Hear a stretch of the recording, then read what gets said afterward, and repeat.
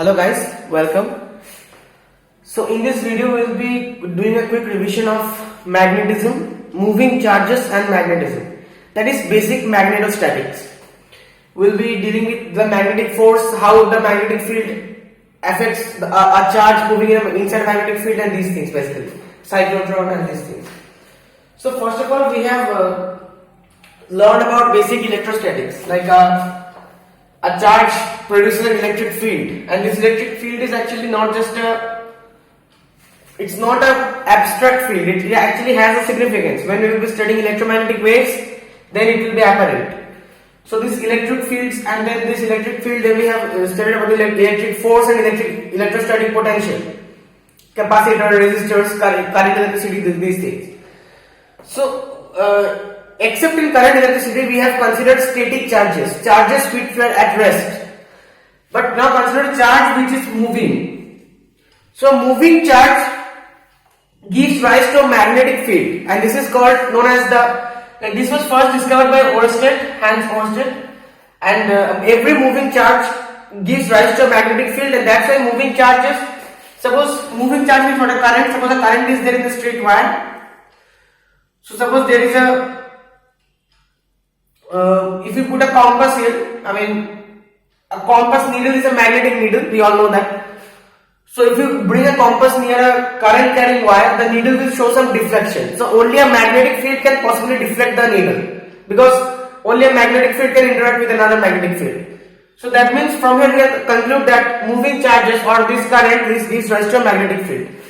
And the direction of magnetic field is, you put your thumb in the direction of the current. Suppose the current is flowing upwards, then the curl of your fingers will give you the direction of the magnetic field. The curl of your fingers is like this, so the magnetic field will be like this direction, this direction. So at this point the field will be moving into the board. So this symbol we will be using, because basically when you fire an arrow, when the arrow is moving away from you, the back of the arrow is use this symbol, right? And at this point it is coming out of the board, so we use this symbol. Okay, so this is the basic thing. Now more about, so see, moving charges produces a magnetic field in addition to electric field. It's not that moving charges do not produce electric field. Moving charges produce both magnetic field, and electric field is definitely be present due to by virtue of its charge, right? So this is it.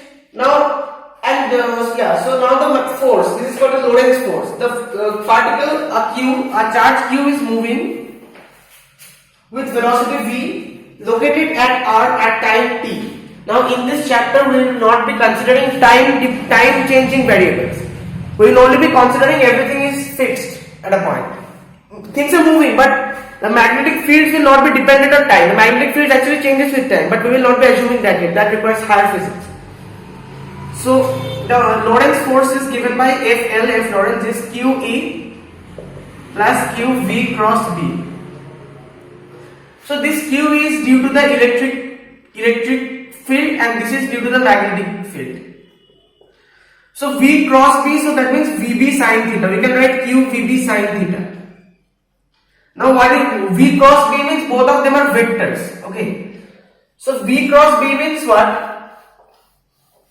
Okay, we will be seeing this shortly. Let us continue. Like for instance, if this is your V in this, suppose V is in this direction and B is in this direction. Now they are actually perpendicular, because I hope you are understanding. This is a 3D, like V is in this direction, let me show you.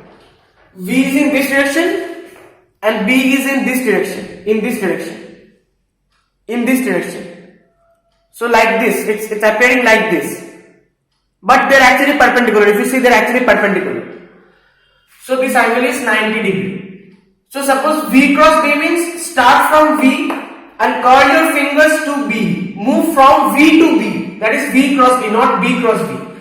So you move from here to here in this direction. Now this is your anti-clockwise direction. So basically if you curl, always use the right hand, not the left hand. Always use the right hand. So the curl of your right hand is along this direction. My curl is along this direction. The curl of my fingers, it's along this direction. So if I curl my fingers like this, the thumb is pointing outward. So the the force will be outward. The force, the particle, suppose this particle is moving due to the magnetic field, it will be deflected like this. I hope you are understanding. Like for instance, suppose we have a magnetic field. Suppose this cross means the magnetic field is inside the board, and a V is moving in this direction. Here we have the field. So this is suppose the x-axis. This is suppose the z-axis, and this is the y-axis. They are all mutually perpendicular. I hope you are aware of this, because we cannot visualize this otherwise in two dimensions. I know it's a bit difficult if you are not aware. So basically you have to tell that like the in which direction. So you see, first of all, you are this V is the particle is moving along the plus x-axis. Suppose this particle is a proton. So a proton is a positive charge. So that means the direction will be plus z. The direction will be upward. Why? Because the magnetic field is in that direction, and so V cross B means in this way we have to do, like this. So like this. So this is upward. So if you see like this, actually like this, because this is x is here and y is here. So it's forming a plane. We are showing it like this, but actually it is like this. It's like this. It's a plane. So if we curl it like this, we are pointing upward. So the magnetic field will be along the z-axis, along the plus z-axis. But one thing to note is that if we have a minus charge like an electron, so if this q is minus, then the force will also be minus. So in that case, the force will be in minus z-axis. Okay. So under what conditions will the force be zero? If we first of all, if there is no charge, I mean if q is zero, then definitely this will be zero. If the velocity is zero, if the charge is at rest, then also this will be zero. And this total force is called Lorentz force. And if the angle between the suppose q will be sine theta. If theta is 0, then this is also 0, because sine 0 is 0, we all know that sine 0 is 0. So that means if theta is, what is theta? Theta is the VB sine theta, V cross B. So theta is the angle between V and B. So if suppose the magnetic field is in this direction and the particle is moving in the same direction, suppose, or even if they are anti-parallel, B and V is in this direction, 180 degree. So in these cases there will be no force acting. Force will only be acting when the particle is moving in 90 degrees or at a slanted angle. I mean not parallel or anti-parallel. Now let us see. Yeah, now before that, what is the unit of magnetic field? So B, suppose F is QVB, sin theta is unitless. So the unit of B will be unit of force over unit of Q into V, that is Newton per Coulomb meter per second. So Newton second over Coulomb meter. Pretty simple. And this is called Tesla. And so Tesla is actually a very big unit. So we use a CGS unit called Gauss. So 1 Gauss equals 10 to the minus 4 Tesla. Now for a current carrying conductor, we can actually, for a current carrying, this is for a charge Q, for a moving charge Q with velocity V, we have this. Now suppose for a current carrying conductor of length L, suppose length is L, this is a current carrying conductor. Magnetic field is there B and carrying current I. So then we can write BIL sin theta. F equals, the force will be equal to BIL sin theta. B, or you can write I into L cross B. L cross B. So why BIL sin theta? Say QVB sin theta. Now what is current? Current is the flow of charge per unit time. Sorry, yeah, I equals Q by T. So Q equals IT. So I can write IT, velocity I can write L, that's the distance over time, into B sin theta. So T cancel, we have IL B sin theta or BIL sin theta. So this also we can do I into L cross B. That is the force for a current carrying conductor. Area is cross section, let us say A, though that is not required here, and length let us say L. So if there are n number of charge carriers, then you can easily derive this formula from by using that drift velocity concept which we did in current electricity. You can derive this formula, but anyway I am not deriving it here. So this is BIL sin theta. So yeah, one more interesting thing, very interesting thing is that in electrostatics we have 1 over, oh my gosh. Suppose 1 over 4 pi epsilon naught. This was our constant, proportionality constant for Coulomb's law. So in magnetostatic we have a similar constant mu naught over 4 pi, and this value is 10 to the minus 7. But we will come to that later. So mu naught is the permeability, the magnetic permeability.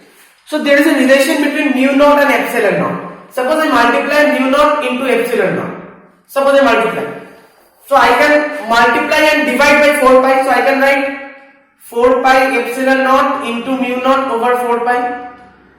Now 4 pi epsilon naught, we know that 1 by 4 pi epsilon naught value is 9 into 10 to the power 9. So this will be 9 into 10. So 1 by 9 into 10 to the power 9. So basically this will be 10 to the power 7. So 10 to the power 7 over 9 into 10 to the power 9. So that means this will be, if we, so 1 by, we can write 1 by 9 into 10 to the power 9 plus 7 is, actually this will come down, so we will get basically 1 by c square, like if you get 3 into 10 to the power 8 square. So the relation is that mu naught into epsilon naught is 1 by c square, or c equals 1 by under root of mu naught into epsilon naught. So this c is the speed of light in vacuum. And this is very important in electromagnetic waves. Like we will see that this light is basically nothing but electromagnetic wave. Magnetic field and electric field propagating perpendicular to each other. That's an electromagnetic wave concept like this. So that we will be doing in the later on, not in this chapter, but I just showed you this relation, very interesting. So now suppose let's look at a few more things.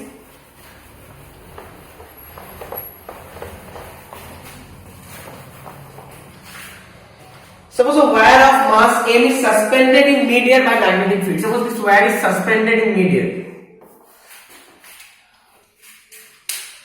Give me 1 second.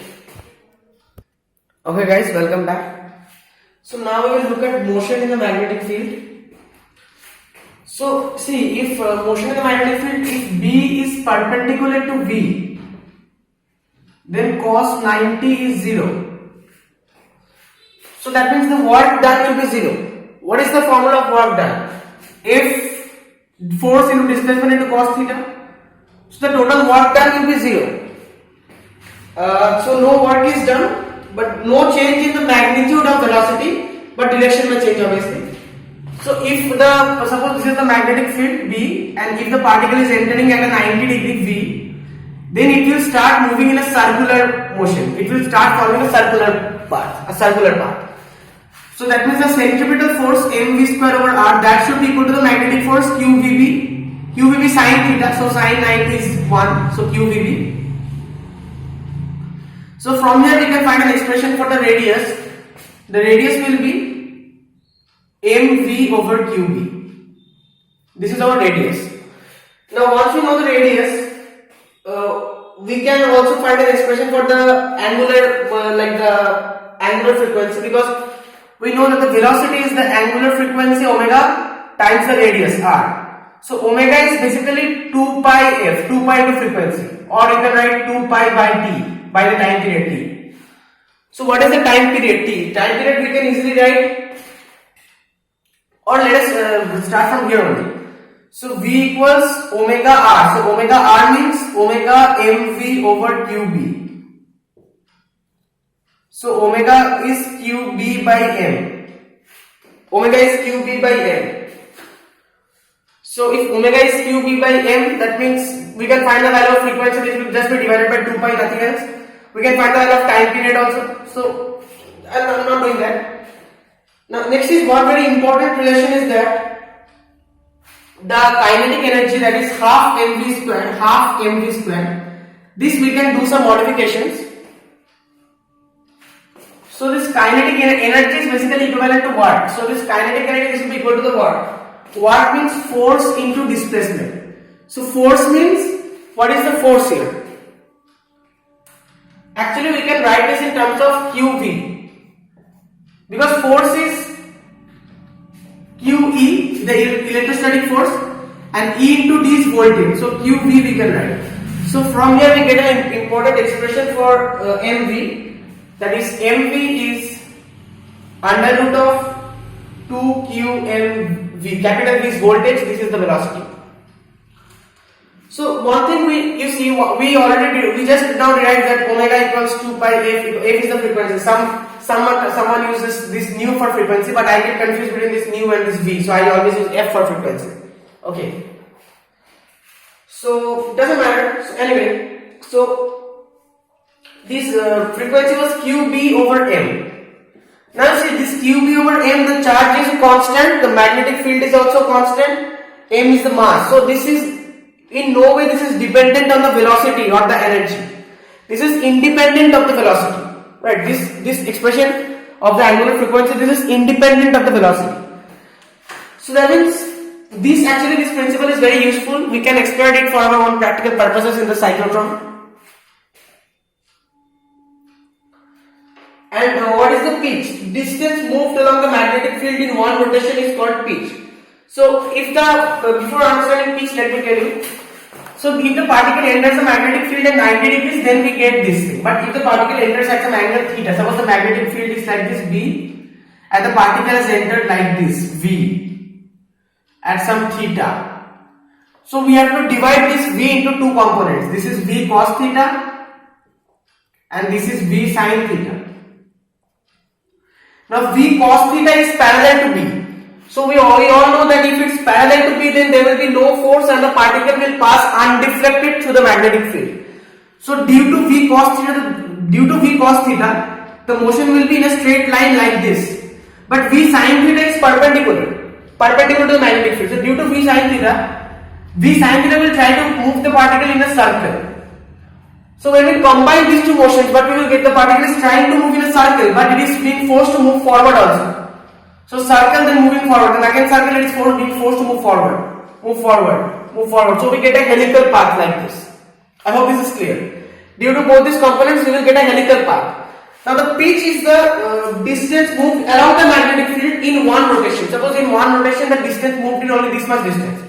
So distance equals velocity into time. So here we will take the V cos theta, only the V parallel component we will take, into time. Time we all know what time is. Time we can just write the formula for time. So this is called your pitch. This distance is called your pitch. The pitch is the horizontal, the distance moved along the magnetic field, along this direction, in one rotation. Nothing else. So this is it. So we get a helical path. Now this motion is a combined electric and magnetic field. This is the velocity selector concept, velocity selector. So before this, I would like to tell you the basics of IJ. So suppose this is the x-axis, this is called I cap direction. You may already know this. If yes, then you can just skip it. But I am telling this because many of you may not know this. So this is the K, this is the J cap direction, the y-axis, and this is the K cap, the x-axis. So if you have I cross J, suppose from I to J, then that will be equal to, see, I, J and K, they are mutually perpendicular.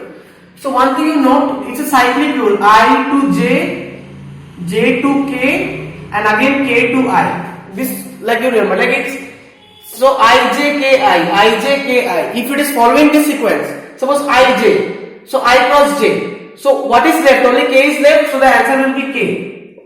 Suppose J cross K, only I is left, so J, K, I, it is following the sequence, so I. Suppose K cross I means what? K cross I. So the sequence is being maintained. So only J is left, so J will be the answer. K cross I will be J cap. But if we have, suppose sequence is I, J, K, I. But suppose if we have J cross I, then it's opposite, J cross I. Then the answer will be, the only thing that is left is K, so obviously K, but minus K cap in this case. Similarly, suppose I cross K, if we have minus J cap. So and K cross J if we have, that is minus I cap. Sorry, K cross minus I cap. So very simple rule, you don't need to memorize this, it's very easy to understand the rule actually. So velocity selector means, suppose we have the electric field, suppose we are having the velocity, the particle velocity is in V I cap direction. The velocity is V I cap. The electric field is E J cap, and the magnetic field B is in B K cap. So force equals QE plus QVB sin theta, right? The Lorentz force. Or we can take the Q common, QE plus V cross B. Now what is QE? So yeah, no problem. So QE, so this is basically QE, E is along the J cap direction. So QE J cap plus V cross B. V cross B means I cross K. I cross K is minus J. So this will become minus V cross B. So minus VB, we are already taking the cross product, minus VB. And sin theta will be 1 only, so because 90 degrees, so minus VB K cap, sorry J cap, minus J cap, right? So now both are J cap, so we can write Q, so we can take Q common, E minus VB J cap, right? Now see, if we somehow select, if we make E minus VB equal to 0, Q we cannot make equal to 0. Suppose we need the force to be 0. So Q always the particles are having some charge. If we take uncharged particle, then that is some nonsense. Why should we take uncharged particle? So Q cannot be 0. So only one way to make the force 0, make E minus VB equal to 0. So that means E should be equal to VB, or the velocity should be equal to E by B. So this is the concept of velocity selector. If you adjust the magnetic and electric field such that the velocity is equal to E by B, so suppose there are many particles which are passing through a magnetic field, crossed magnetic and electric field, because they are crossed, because crossed magnetic field, electric field and velocity 3 mutually perpendicular. So many particles are passing at different velocities. Suppose you need only many types of particles. Suppose you need only one type of particle, you need to bring out only one type of particle. You need to separate only one type of particle. So the other particles, they will be deflected by the fields. But only that particle you need. Suppose if you adjust the velocities of the V equals E by B, then the force of that particle, those kind of particles will be 0. So those particles will move undeflected. So this is the concept of velocity selector.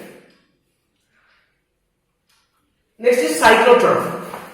So cyclotron is a particle accelerator. Like in particle physics, we use this cyclotron, these accelerators to detect elementary, to investigate elementary particles, neutral structure. So basic idea is that we want to know what is there very deep down, inside the atom, inside the nucleus, what is there. But we cannot simply look with the microscope for those are very small distances. So what we do, take two particles, collide them means you have to collide at an extremely high energy. Now how does a cyclotron generate that energy, we will be seeing shortly, but you need an extremely high energy for that. So you collide those particles at a very high energy and they will disintegrate. Now you can study those disintegration, they will disintegrate, so they will release some particles. So you can study those, those particles, those frequency, those how much energy, how much electron volts. By studying them, you can predict what the properties of the particles that are being released. So you can predict that, okay, so inside these two particles, there is a particle with this property. Like this you can study it. But for this we need to collide at a very high velocity, nearly light speed. So how to generate the velocity, that is what a cyclotron does. Cyclotron is a particle accelerator, it accelerates particles. Now there are many types of cyclotron and many things, but many types of particle accelerators, but we will only cover the basic cyclotron model here. So it accelerates charged particle. The number one requirement is that particle should be charged. If it's an uncharged particle, then we cannot use the cyclotron. Cyclotron basically both electric field and magnetic field is present. Basically, let me show you. Here is a D-shaped plate and here is another D-shaped plate, semicircular plate. Inside the plate there is gap. So these plates are metal plates. So these are hollow plates. Okay, hollow plates. So inside the plate, you see one thing, electric field will be 0. Because we already saw in the electric studies, I will ask you to go and check those videos out if you are not aware, that inside a conductor the electric field must be 0. So inside the plate there is no electric field, only magnetic field. And the charged particle due to magnetic field is entering at 90 degrees, at this point you see this is 90 degrees. I hope you can make it out. So they will follow us, so that means from this you can ionize the air which is present, ionize the gas which is present in the middle portion. from here one part, the particle from the middle, suppose the particle will enter this field, it will follow a circular motion. Now when it again comes to this gap, there is an electric field. Magnetic field is present, electric field is also present. Now when it will come here, the electric field will also be acting, and the electric field will be increasing the radius. So suppose originally the circle should have gone like this, but the electric field will make it like this. So then when again it will increase it like this. So like this it will follow a spiral path. And then when it reaches the end, these plates are actually very big. Okay, it's not like 1 or 2 turns. Then this is thrown at some target to disintegrate the target and investigate the inner structure. So basically why this is happening, this polarity of the alternate current, I mean the polarity of the electrostatic field, that is being reversed. Suppose if it is a positively charged particle, say proton. So when the proton comes here, when the proton is moving towards this plate, then this plate will be made negatively charged. So positive will attract negative, and that will, so the speed will increase and the radius will increase. Then again when it is coming here, then this plate will become negatively charged. So these plates are oppositely charged, and this charge is being controlled. It's not like this is negative charge, this is positive. First of all this is negative charge, then when the electron will come here, then this will be negative charge. This is being changed alternatively, controlled. So in this way we can accelerate a particle, and this is the basic model of how a cyclotron works. So the frequency, the cyclotron uses the fact that the frequency of revolution is independent of energy, as we already saw. So the time period is 1 by frequency. So here we can write Fc. Fc is the cyclotron frequency. So that is 2 pi m over qb. So Fc equals qb over 2 pi m. So see, this is 2 pi m. So see, this is independent of velocity and everything. qb, 2 pi is a constant, and m. So independent of velocity. So the condition is that this is actually known as resonance condition. Now what is resonance we'll be studying in alternating current, but just the basic thing is that the frequency of the applied voltage which are applying for the electric field, that should, suppose VA, that should be equal to, or let us say FA. I don't use mu, I use F. So FA should be equal to FC. This is the condition. FA should be equal to FC. The resonance condition. Now increasing kinetic energy is QV. V is the voltage, not the velocity. QV, each time of the cross these plates, one plate to another plate. And here, so velocity is QVR over m. So half mv square, that is the kinetic energy will be q square v square r square over 2l.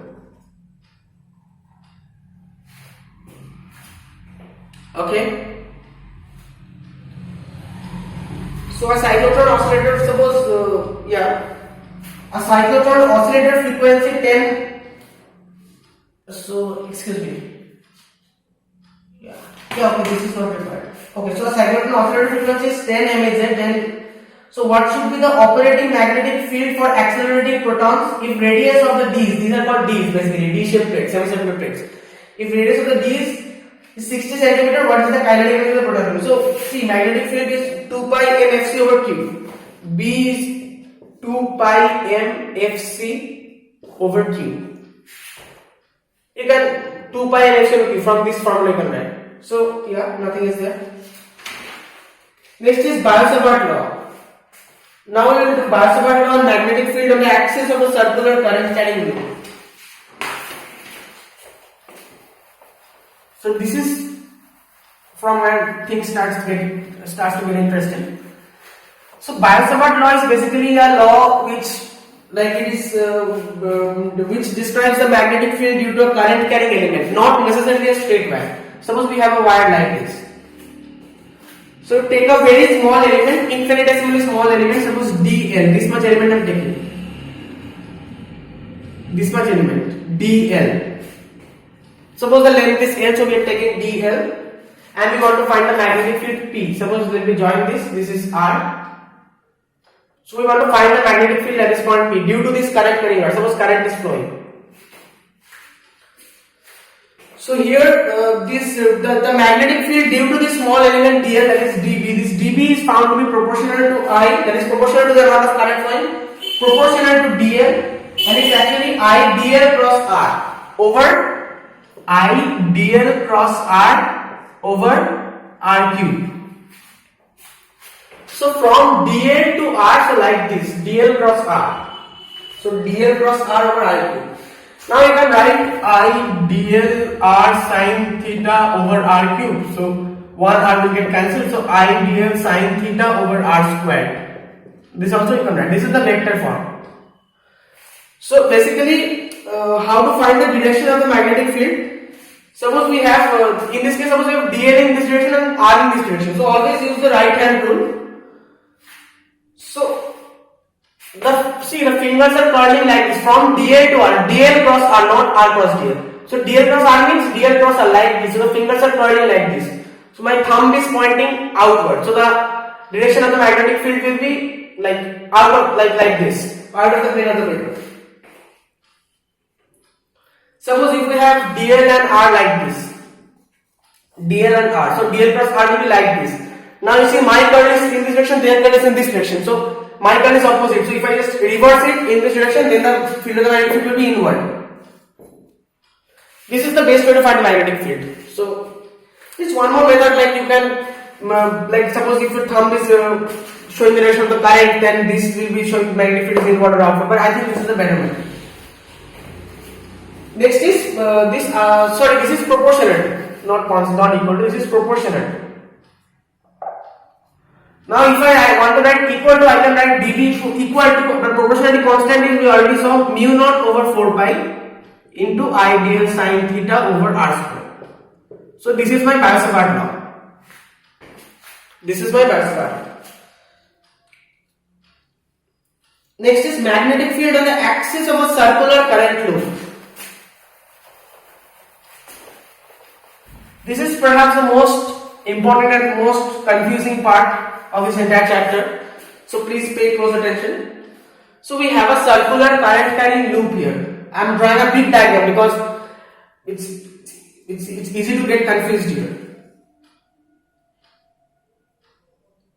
So this is my circular current carrying loop. It is carrying current in this direction. In this direction. So like this, then like this.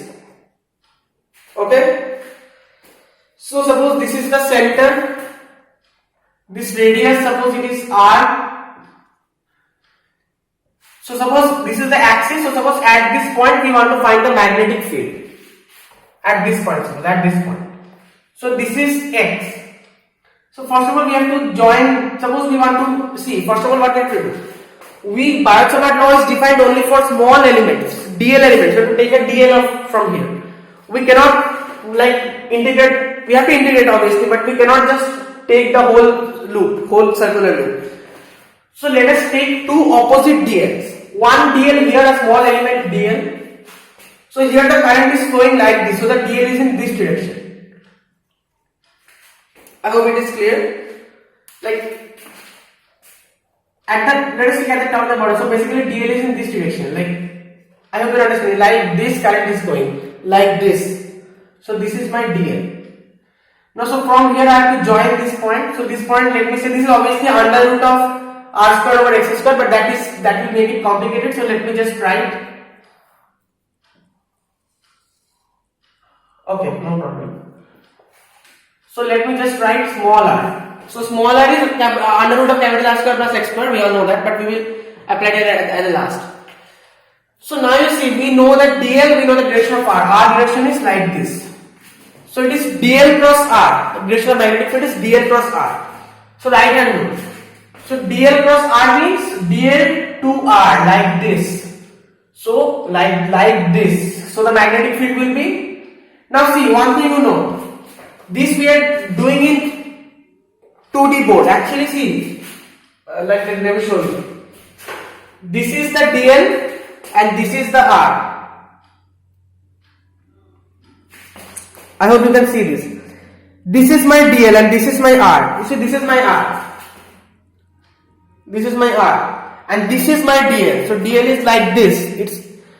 This is my r and dl is like this. It's perpendicular obviously, but like this. So the magnetic field will be perpendicular both to dl and to r. So the magnetic field will be like this, dB. Okay, you see, I'm showing you once more. dl plus r means in this direction, so right hand rule. So if this direction, then the magnetic field would have been upward. So like this will do basically. Actually we are doing it like this, but this figure is dl is on a plane and this is on a plane, so we have to do it, basically we have to do it better like this. So like this if we do, then like in this direction but opposite, so like this, so it's in downward direction. I hope you understand. Magnetic field is in downward direction. Similarly for this, for the element of dl exactly diametrically opposite to that, we will get a magnetic field. Let us join this also. Now this will also be r, so we will get a magnetic field. Due to symmetry reasons, basically it's obvious that this magnetic field will be like this, dB. Now suppose this angle is theta, so this angle will also be theta because due to symmetry reasons, nothing else. So now you break these dBs into two components. One is dB cos, this will be dB. Now see, for that we need to find this angle. Now this angle will also be theta. I am showing you how. So this will be dB cos theta, this will be dB cos theta. So they will cancel out. And this will be dB sin theta and again dB sin theta. Due to both of them. So how come, now your question is, how come this is theta? Suppose we have like this here, theta, theta, magnetic field B,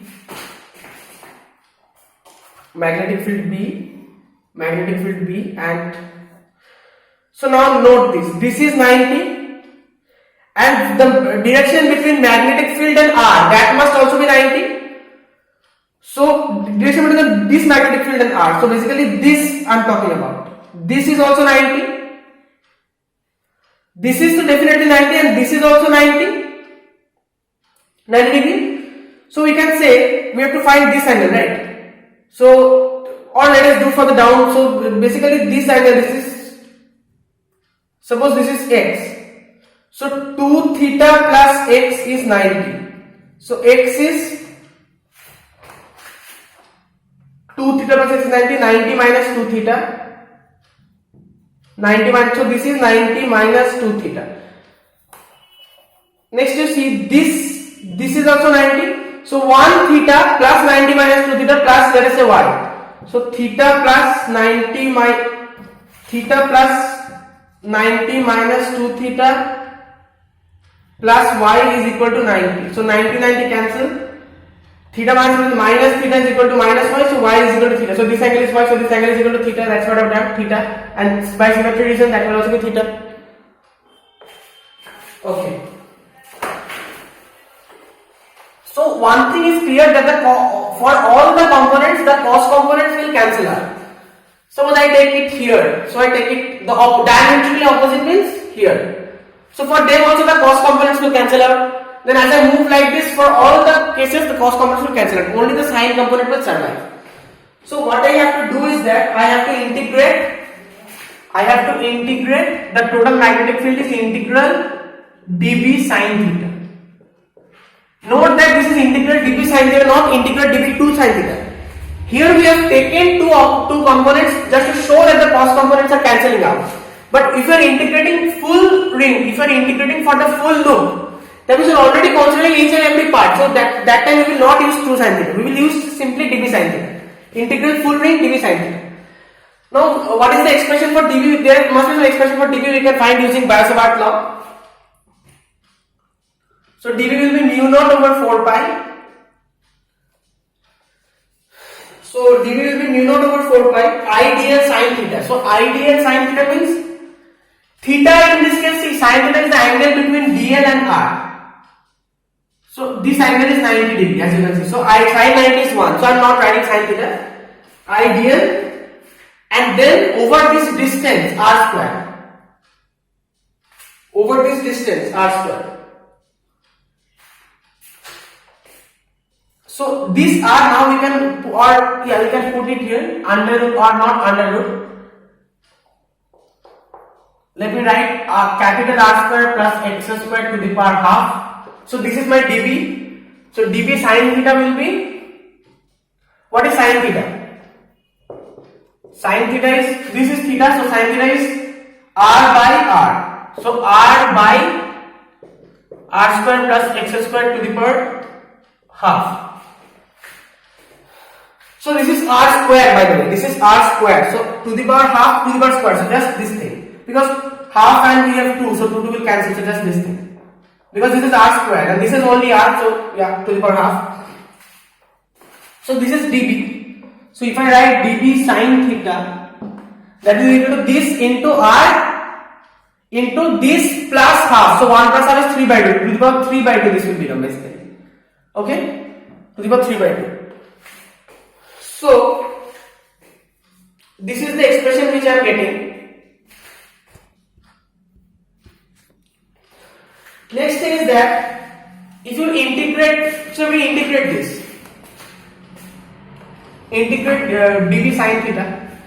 Now if you this dl, if you are integrating, you have to integrate the dl, right? Because you have to do it for the whole range, so you have only considered one dl. So this dl, if you integrate, you will get a total circumference, and this radius is r. So you basically get 2 pi and r square. So pi cancel, 2 cancel.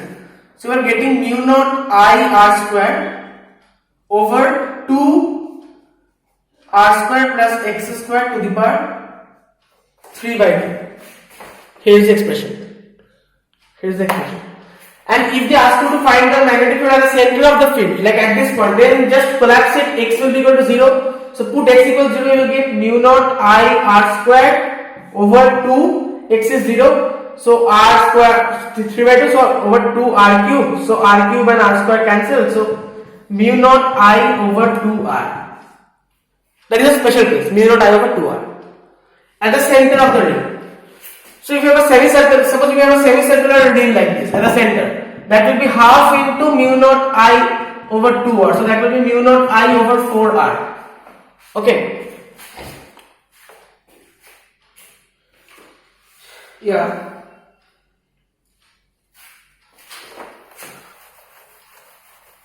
So I hope this you got this, because this is a bit complex, complicated.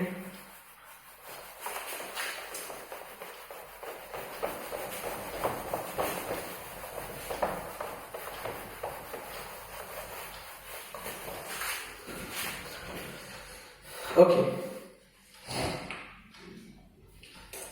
And yeah, if you have a suppose tightly wound 100 turn coil of radius 10 cm, I is 1 ampere. Suppose the magnitude of the center of the coil.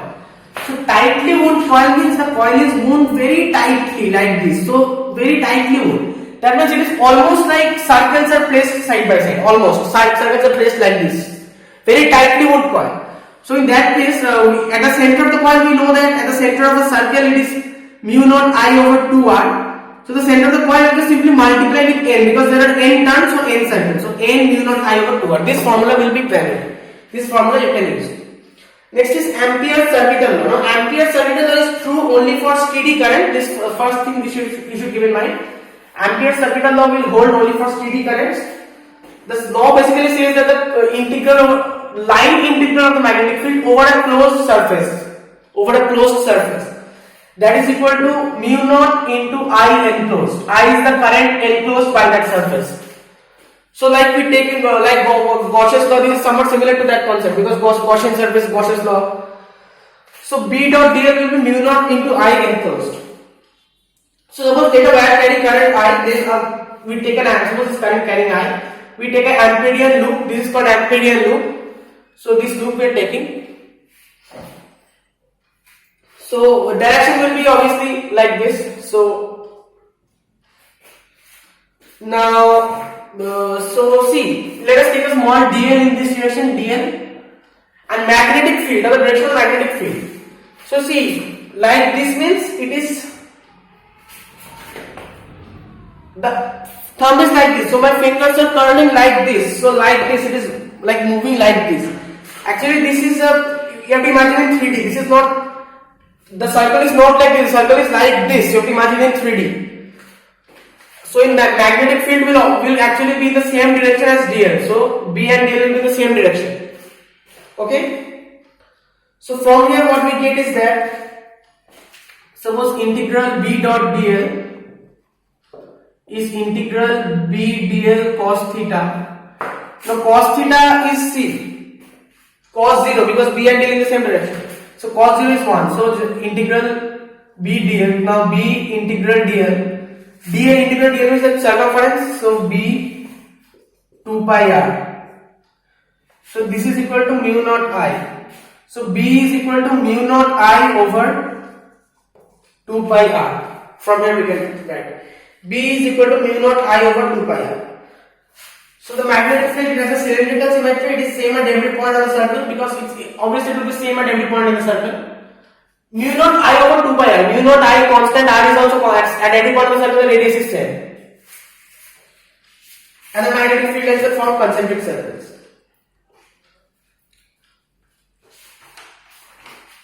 Now suppose we have suppose we have like a current is flowing through this wire, and this we have a circle of, we are taking an Amperian loop of suppose this radius. So now consider an Amperian loop inside of a smaller radius and one outside of a bigger radius. So suppose this radius is A, the original radius, this radius of this original circle is A. So the graph will be, this is, I'm just telling you, the graph will look like this. A. So if r is lesser than A, then it will be proportional to r, and otherwise it will be proportional to 1 by r. Okay? The magnetic field will be proportional. So this is the magnetic field graph. So magnetic field will be proportional to this. Next is solenoid.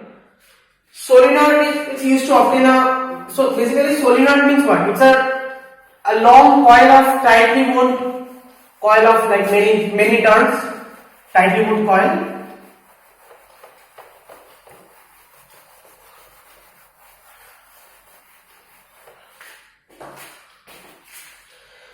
So for solenoid, see, we will be considering the long solenoid. So it's a long wire wound like a helix, long coil of wire with closely packed loops.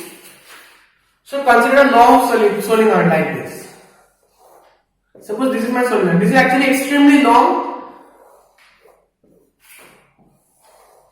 As compared to this radius, this length is very small, but I cannot draw it here in the board, so just be happy with this. So basically see, this n is the number of turns per unit length. Capital N is the total number of turns, length is n. So small n will be capital N over n. Okay? So now you see, so inside the solenoid, suppose you take this current loop. Let us say taking a current loop like this.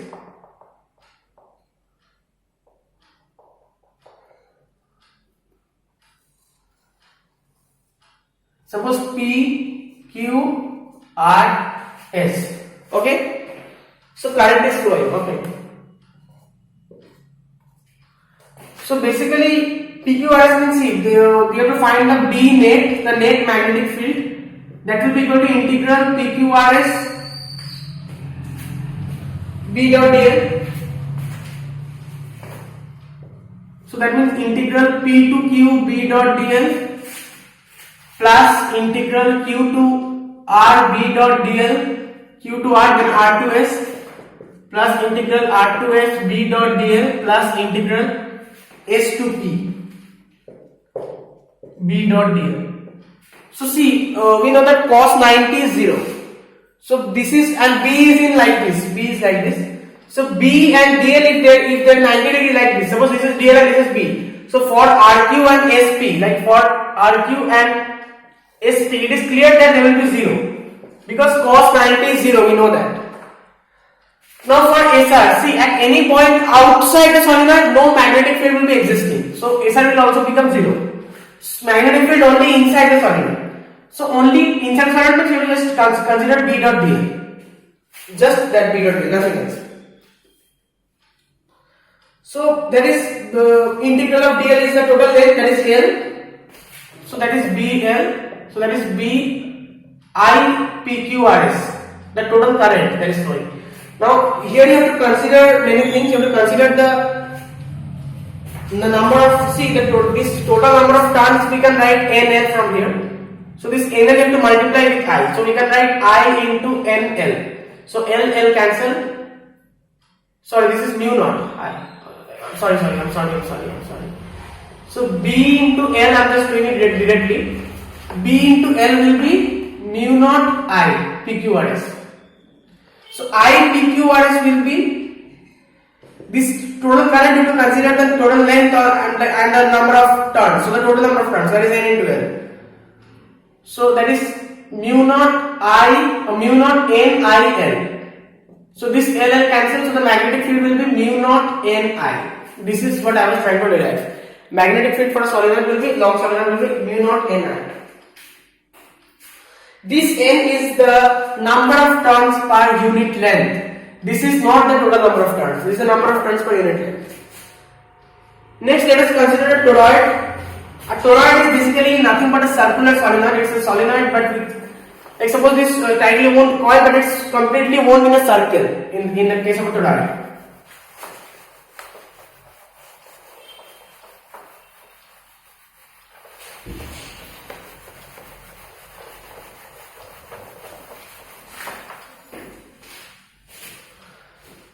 So like this basically.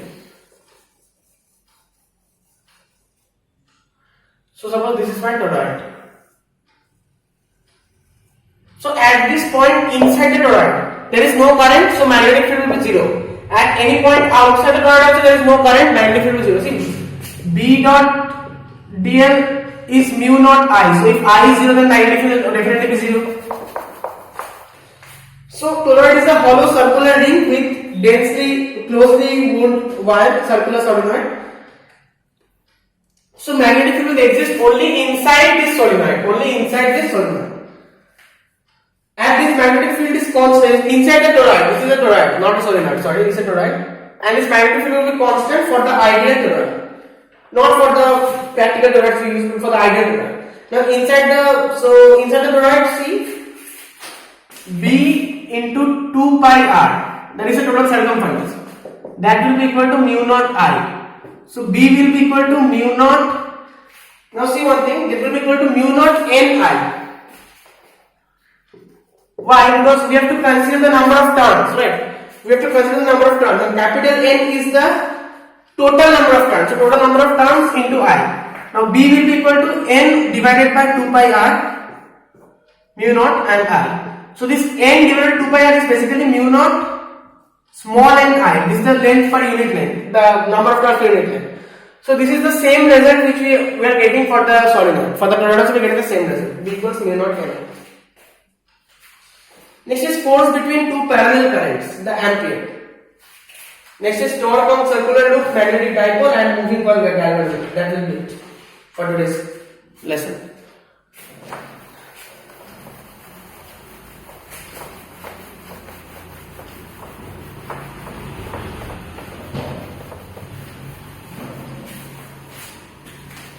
So force between two parallel currents. Suppose we have here I1 current and I2. This is suppose the length is, this is wire A and this is wire B suppose. So this length is R. I mean the distance between the wires is R suppose. So force on this B, suppose force on B due to A, that is FBA. Force on B due to A. Now force is equal to BIL sin theta. Now here the due to A means we need to take into consideration the magnetic field of A.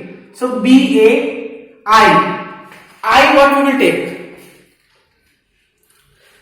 The force is on this B. So we have to take the I on B. That is this I2 we have to take, not I1, I2. Due to this magnetic field, the force will be acting on this, but so the magnetic field we have taken BA, not BB. But I2, the current will be this, and then L length will be, you have to consider this length because the force is acting on this ultimately. So suppose this length is L2 and this is L1. So L2 then sin theta. Now what is BA? BA we can write BA. What is BA? BA is mu naught IA over 2 pi r. We know that BA is mu naught I over 2 pi r. But this is a magnetic field for this, so we have to consider mu naught I1, that is this first current, or let us say IA, that will reduce the confusion. IA and IB. So this is IB, this is LB, this is LB, this is LA. Now it's better. So mu naught I, the magnetic field due to this, so this current you consider mu naught I over 2 pi r. We are considering the current at this point, so at r distance away, so this point we can consider mu naught. So now if we put this value of BA, we will get FBA equals mu naught IA IB LB over 2 pi r. Mu naught IA IB LB over 2 pi. Sin theta it's 90. Theta is 90. So sin theta we don't need to write. Sin theta will be 0. What is sin theta? Sin theta is the distance between. So originally what was the formula for BIL? It was I L cross B. So between L and B. Now L means in this direction and magnetic field we are finding at the 90 degree. At this point we find a magnetic field. So that will be like magnetic field will definitely be perpendicular. So sin theta will be 1. Sin 90 will be 1. So this is FB and FBA will obviously be equal to minus FAB according to Newton's third law. So and one more force we can define, that is F, the small FBA. The small f is the force per unit length of the wire. So when we are doing force per unit length, we are doing F on B due to A. So we have to divide by the length of B. So that is mu naught IA IB LB over 2 pi r LB. We are just dividing by the length of the B. So LB cancel. So this will be your expression for small FBA. Mu naught IA IB over 2 pi r. Now from here we get one definition of the ampere. The ampere is the value of steady current which when maintained on two very long straight parallel wires, negligible cross section placed 1 meter apart in the vacuum, experience a force of 2 into 10 to the minus 7 Newton per meter. So the force per meter per unit length is 2 into 10 to the minus 7 Newton. And yeah, and so if these two, suppose these two wires, let me have this.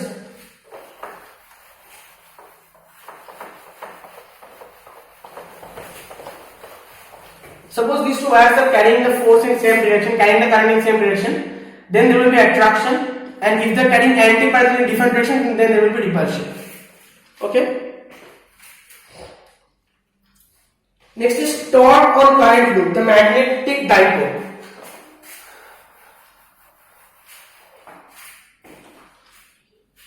So see, actually magnetic dipole means you have a concept, you need to use the concept of pole strength. Now pole strength is something I do not want to teach you because I do not like that much, because magnetic monopoles, we will be studying this more detail in next chapter, magnetism and matter. But magnetic monopoles do not exist. So like for electrostatic case we can say plus Q minus Q, or electric dipole has two charges plus Q and minus Q. So plus Q charge can exist independently of minus Q. But in case of magnetism, the north pole cannot exist independently of the south pole.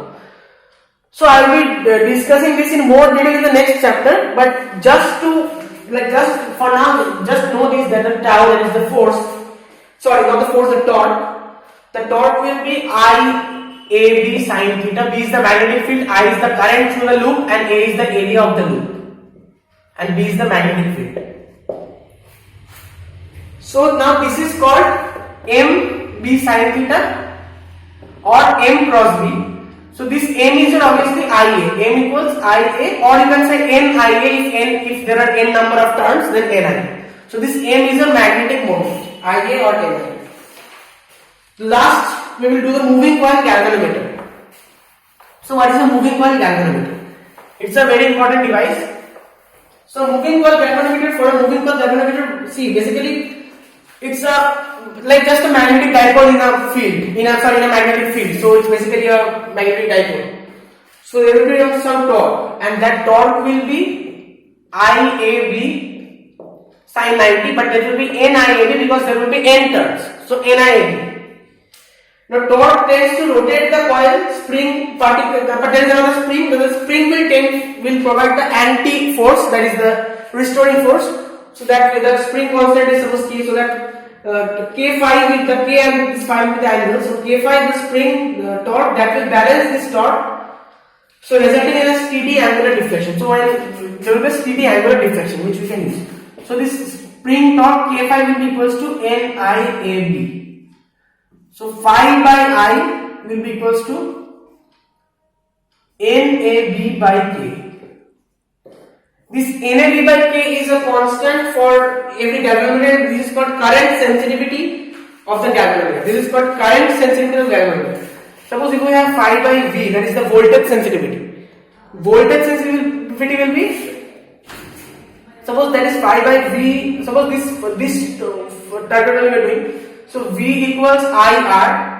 So I, if we have multiplied R here, divide this by R. So we will get V. But we have to divide this side by R also. So NAB by K into IR. So this is your voltage sensitivity. Next is C. To use the galvanometer as an ammeter, we can use the galvanometer as an ammeter as well as a voltmeter.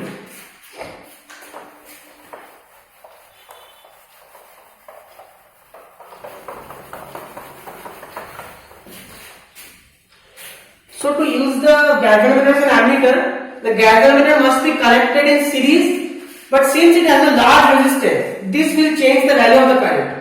So we attach a small resistance RS, which is also called the shunt resistance, in parallel with the galvanometer. We have the galvanometer, we attach a shunt resistance RS, very small resistance, and this total setup can be used as an ammeter. So what is the total resistance of the galvanometer? The resistance of the galvanometer is Rg suppose. So they are in parallel. So Rg into small rs over Rg plus Rs. This will be your R equivalent. The total resistance of the ammeter, the total resistance of the setup. Now one thing you note, if Rs is very small as compared to Rg, then this can be written as Rg into Rs divided by Rg. This Rs we can ignore plus Rs. So Rg cancel, this will approximately equal to Rs. Now for a voltmeter, to use the galvanometer as a voltmeter, galvanometer connected in parallel with that section, and the large resistance R is connected in series with the galvanometer. A large resistance R is connected in series with the galvanometer. So this total setup is a voltmeter. Large resistance R is connected in series. So your Rg plus R, so that will be approximately equal to R because R is very large as compared to Rg. So, and one thing to note is that the increasing current sensitivity may not necessarily increase voltage sensitivity. Like if you double the number of currents, supposed to increase the current sensitivity, but resistance will also be double, right? Number of currents you are increasing, number of wires you are increasing, and resistance will also be double. So the voltage sensitivity will remain the same, although the current sensitivity will change. Next is one last question before ending this video. So if you have watched this video, I would ask you to please wait for the next video, magnetism matter, because they will be discussing about these things in more detail and many more things, Earth's magnetism and many interesting things, biomagnet. So basically, suppose we have this here, we have an ammeter and we have a voltage. Suppose this voltage is 3 volt, this is 3 ohms and this ammeter, so current is flowing like this. So in the first case, the ammeter is a galvanometer with resistance 60 ohm. Suppose if there are 3 cases, so if the ammeter is a galvanometer with resistance 60 ohm, so total resistance will be this in series with this. So 60 plus 3 ohm, that is 63 ohm. So what the works to find the current.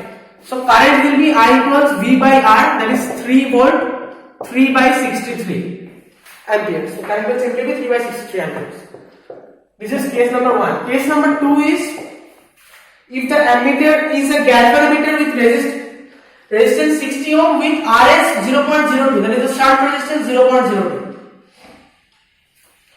So in that case, what we are getting, there is a shunt resistance 0.02. So the equivalent will be Rg Rs over Rg plus Rs. Rg is given to the 60, the same thing. So 60 into 0.02 over 0.02 plus 60.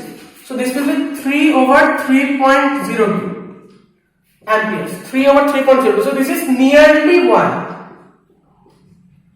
This, you see, if you are using the galvanometer directly with nothing else, we are getting a value which is not at all close to 1.